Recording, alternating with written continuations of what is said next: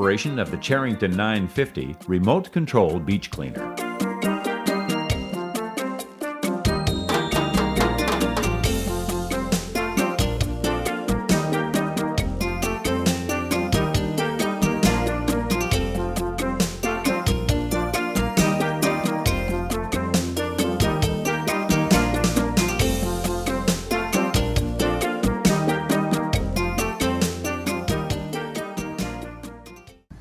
Tire pressure is not only important, it's critical to the operation of the Model 950.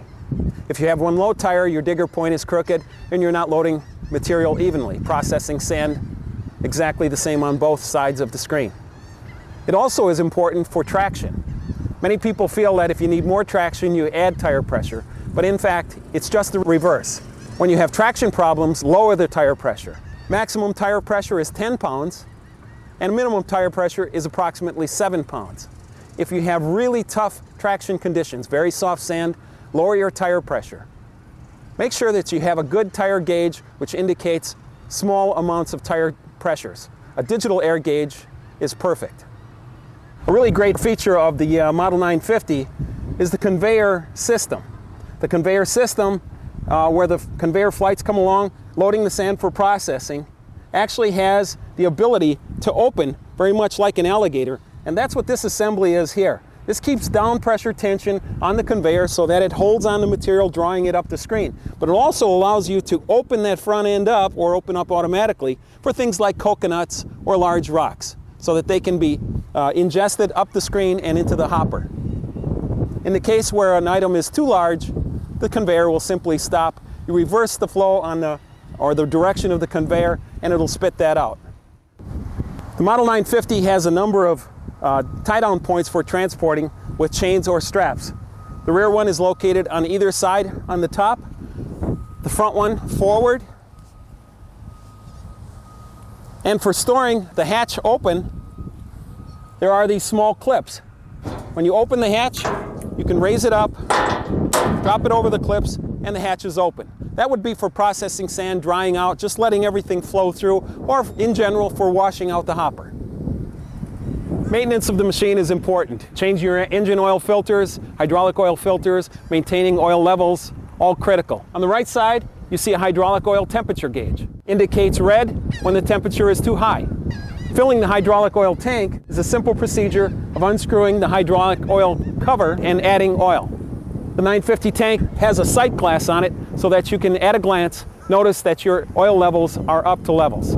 Plus or minus a half of an inch or so doesn't make much difference. When the digger point depth cylinder is completely extended, you'll notice that this changes slightly. Going up on a trailer or up on a grade, you may not see oil located in the sight glass. The time to check the sight glass is when the machine is setting on flat and level terrain. The hydraulic oil filter is located on the left side, easy to access. Check your operator's manual for proper oils and hydraulic filter change intervals. The power for the Model 950 comes from a Honda engine. We've found that the Honda engine is very reliable as far as starting. 1 or 2 pulls and it normally starts. If it doesn't start, chances are something is not set right. While we're here, let me show you the engine oil dipstick. Checking your engine oil, just to make sure that you have engine oil in it, is really all you need to do. If oil shows on the dipstick, you've got oil. The Honda engine is equipped with a low oil shutoff system. If the engine oil gets too low, the low oil shutoff system will kill the ignition and it won't start. On rare occasions, when loading on a very steep trailer or going up a very steep grade, the low oil engine sensor will automatically shut the engine off or prevent it from starting. In those instances, and only in those instances, it is possible to override that system by simply unplugging the yellow wire. Make sure that you immediately replug the wire in when you're done moving the machine. It's equipped with an off-on switch. Make sure that the switch is in the on position whenever you're trying to start. Pull the rope out and give it a sharp pull or two, and the engine should start. It's also equipped with an engine fuel filter. It's important to have that fuel filter in the gas tank in order to get debris out. On beaches, you have sand and dust, and getting fuel contaminants in the fuel system can clog the carburetor. So make sure that your fuel is clean and the fuel filter is in place. Probably the number one reason for the engine not starting is it doesn't have fuel in it. Make sure that you look inside the tank that you have fuel. This engine will run approximately 2 hours operating on the beach before you need to put more fuel in. If it runs out of fuel, not a problem, fill it up. Go to the choke, locate at the gray knob, and move it to the back position. Give it 1 or 2 pulls and the engine should fire up, and then take the choke off. It is also outfitted with a fuel shutoff. Whenever you're storing the 950, let's say for weeks on end, it's a good idea to just turn the fuel shutoff valve to the off position, the back position.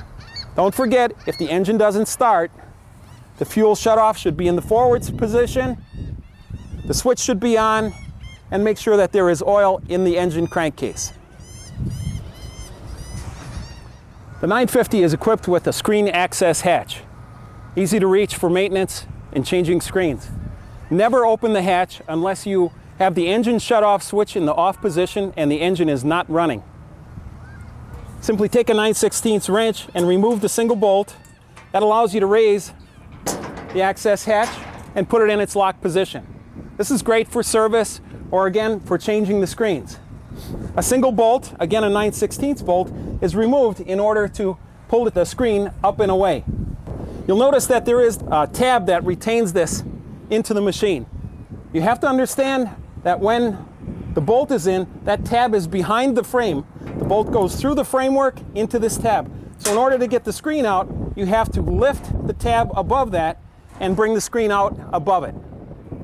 Keep in mind about that tab, because the screens come in and out very easily as long as you remember to move that tab up and over the frame. The access hatch also allows you to reach the chain tensioning device located down here. And while all chains stretch over a period of time and wear, chain tensioning is mostly controlled by these wear strips. They're easily replaced, and when you buy a Model 950, you should buy a few spare wear strips. They pretty much control your chain tension and also extend chain life. There are 2 grease zerks located on the bearing, the drive bearings, here, 1 on each side. Make sure that you grease those at least once a week. There are also a set of grease zerks located down on the roller bearings for the chains in the front, and those also should be greased at the same time.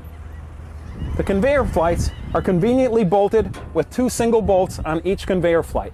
These are also wear points and will wear over a long period of time. You'll notice that each one of the teeth gets slightly shorter and shorter. Once that groove is pretty much gone, it's time to replace your flights. Or if you notice that the flights are worn away so much that they aren't touching the screen anymore. The same with the screen. Ultimately, your screens will erode away from the abrasion of the sand and the flight's loading material. This is a long period, but also something that can be replaced very easily through the access hatch. Installing the bagger system is a simple process. Simply remove the 2 hopper bolts located here. Once the 2 bolts have been removed, the hopper comes off easily. It's not very heavy, just a little cumbersome. Make sure you replace the bolts into the hopper so that they don't get lost. They won't be used for the bagger system. The next step is to remove the hopper latch bolts. There's 1 on either side. There's a nut on the inside that gets removed. Just hold on to the bolt from the outside and remove the nut on the inside. That will be replaced with this rod going through the bagger support brackets. I've slid the rod through the 2 bagger supports. You'll notice that the tabs are on the outside of each one of those, so make sure that they're orientated just the way you see it now. Next step is to have each bolt, put the rod inside, and run the bolt into the rod. Okay, I've got the bolts in, and you'll notice now why there's tabs on each end. They actually act as stops for the bagger supports. Once the bagger frames are in place and extended out, simply set the baggers down in front. You'll notice the locking tab.